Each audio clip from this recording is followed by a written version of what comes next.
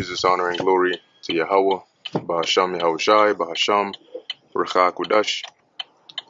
Double honors to the elders and the apostles of Great Millstone, and peace and blessings to the elect. And this is gonna be like an in transit. I saw, earlier today, I was looking through my feed, and I didn't get to watch the actual stream, but the elder brother Amawang Gabar was I think he was live, and he was doing a lesson, and the title was things like everything is. Let me see. Can I see it on here? No, I can't see it on here. But if I remember correctly, something along the lines of like, everything is pretty much like on edge. Everything is is tense. Is heightened. And now they're saying there's this like new deadly super bug that can cause another or the next emic. And so at this point there's a host of candidates, right? That are out there, and when it comes to the health aspect of things, that can do some damage, right? That can do some real major damage here, right? Yeah, I did a lesson that covered how the who that was talking about possibly convening an emergency meeting to assess whether the MP, right, the monkey stuff, is of public health, international health emergency, level because of what's going on in Africa. Okay, and at the same time, you have the angry bird that's also, making its way across different countries, and cases are going up and up and up. And that's what they do, right? They keep it low and low and low until it's just ripe enough to fit into the narrative, right? The fear, spark the fear, and then, they go from there. So, we're watching everything that's going on. The scriptures say that we're not ignorant of Satan's devices, but there's a lot on all fronts, and it gets, more and more as time goes on. Now, there's this this situation with Kamala Harris. Now, it's interesting, right? Because 2 months ago, right? 2 months ago, the norm, or at least the thought in people's heads, the for the most part, was Biden and Biden versus Trump, right? Is Biden gonna stay in there? Is Trump gonna come up in there? What's gonna go on over here?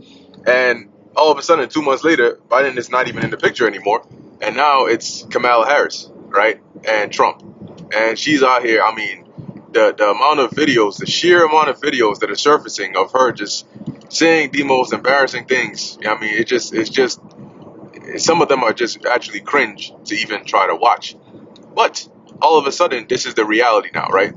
And so, just like that, you never know what the next month, what the reality of next month might be, what the reality of the next 2 months might be, where at the end of a month from now, we're now looking at a whole different situation saying, damn, just last month we thought it was going to be this, or this. And now look at what's going on. So, just like they said during the EMIC, some years ago, so used to saying 2 years ago, but it's really not 2 years ago. It's more than that now. But just like they were saying, oh, it's we're constantly monitoring it, it's constantly changing, and yada yada. Really, that's like the situation of reality today.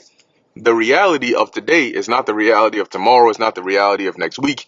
It constantly changes, and that's the thing. It's when you look at how it's changing, it's actually getting worse and worse.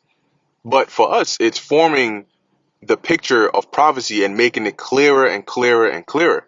It's like when you have muddy waters, that then the dirt and stuff starts to settle, and then the water starts to become a bit clearer. Okay, or when you have fish at the bottom of the ocean and they start to surface up to the top. The closer they get to the top, the more you can actually start to see. Oh, that's you see the head of the fish. Then you see how many fish there actually are, right? That are showing their face and whatnot. So it's definitely interesting for sure. The clearness of prophecy as time is going forward, and that's why it's a beautiful thing to have awareness of prophecy, right? To know what's coming next, because now you have, I believe, just recently you had with the whole Iran and Israel tensions, you had Iran requesting some artillery from Russia. All right, and I believe they actually, Russia actually delivered or started delivering some to them.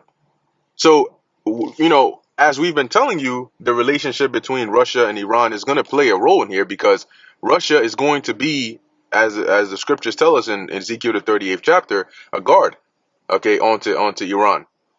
And these verses and these scriptures that we read and we go into it and we break them down, these are more than just breakdowns. As we've said before, the, understanding something like the book of Ezekiel, the 38th chapter, is more than just knowing a breakdown. Okay? Like, okay, I want to argue on this point of what this breakdown means. No. Understanding Ezekiel, the 38th chapter means you actually now have an understanding of what's about to happen in real life. Okay? As to what sides are going to be playing what roles when World War III starts. All these things are encapsulated in understanding these crucial scriptures and breakdowns. Okay, so you always have to keep in mind when we're reading about prophecy. That's why prophecy is, one of the most important parts of the scriptures. When we're reading about prophecy, we're talking about more than just, I know that this means this or this means that, but this is actually about to be your real life, reality.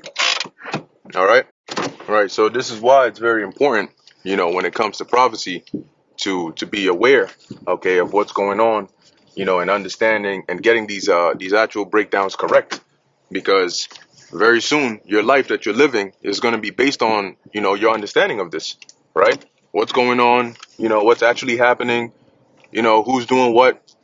The MOTB being a one big main and major factor of this, right? So it's a lot more than just, I think you got this breakdown right or this one wrong. You got people always trying to argue about it. Y'all not doing this, and guess what? You got a lot of people today, which I'm switching gears a little, but still all in the same ballpark. You got a lot of people today that come against this, right? Oh, the camp. That's why I don't do camps. The 10 scriptures to stomp the Hebrew Israelites. 2 precepts to prove a Hebrew Israelite wrong. 1 question Hebrew Israelites can't answer. Guess what? Guess what? When all hell breaks loose, like when people do those things, ask yourself, right? Okay, you're doing all this, but what exactly are you gaining from it? Do you want clout? You just want to be known as the guy who posed the question that the Hebrew Israelite couldn't answer? Oh, look at him.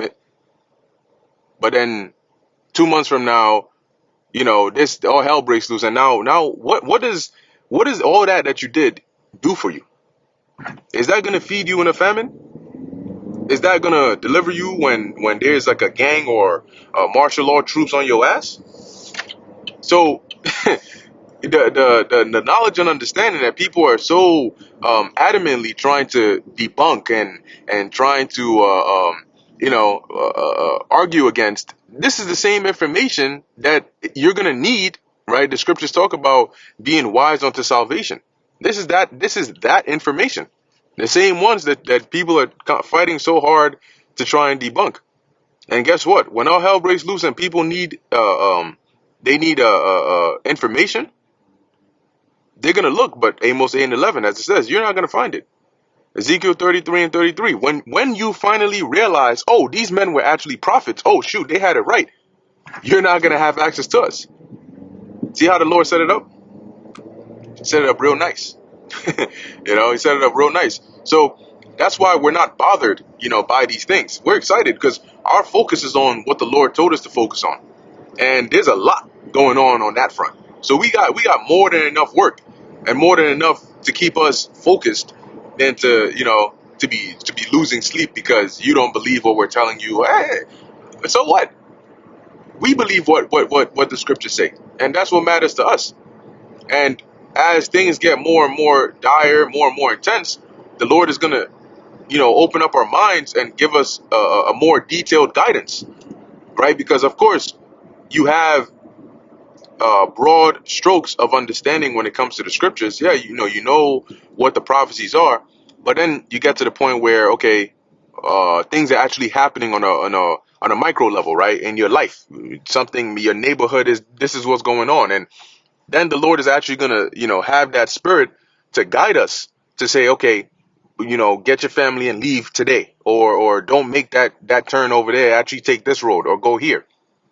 When you get to those more granular, detailed guidance, guess what? It tells us that in Second Ezra, the 16th chapter, that the Most High is a guide unto us. Okay, so and He says that He's going to deliver us from the days of trouble. Right, the days of trouble are at hand, but He will deliver us from the same. So that's going to come down to certain decisions that you have to make, certain paths that you have to walk, certain thoughts that you have to think on a detailed level. But by having faith in the Lord, we know that we're going to be covered in that time. So that's not something that we worry about or we lose sleep over, but that's going to be something that people are going to be looking for answers to. They're going to be, well, how did you know that over there we shouldn't have made that left? How did you know that going in this direction you were going to find safety, or you were going to find food, or you're going to find this? How did you? Well, it's the Spirit. And that's going to be something just like today. Not everybody has the ability to understand and break down the scriptures and teach it. In that time, not everybody's going to have that guidance in the Spirit to know, okay, make a right here. Okay, don't fight against these people. Go with them. Or help this person out, or don't help this person, or follow this person. The Spirit is going to guide us to do that in that day, just as it's guiding us to do what we're doing now. And not everybody is going to have that guidance. So a lot of people are going to want to be around those, right, particularly the men of the Lord that have that Spirit guiding them on an actual detailed level to say, do this, don't do that. Because they're going to know that, hey, by being around said individual, I know the Spirit of the Lord is with him. And by being around him, I'm going to be good. Now, good luck to all of you who made enemies out of the Lord trying to be around us. Don't even think about it. All right? Don't even think about it. You're better off just I don't know, do something else.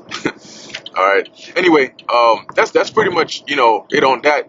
Just wanted to speak a few words on that because truly indeed things are at a high level, right? In terms of like a boiling point or a breaking point. And it's just getting more and more each day if you're paying attention. I always mention this, but when you look at the theme of the news articles that come out daily, the breaking news alerts, all of these things, they're all sounding like prophecy more and more and more. Okay? So anyway, with that, I'm going to end it here. Lord willing, that was edifying to the elect. In closing, I want to give all praises, honor, and glory to Yahweh, Ba'asham Yahushai, Ba'asham, Rechak Wadash. Until next time, Shalom.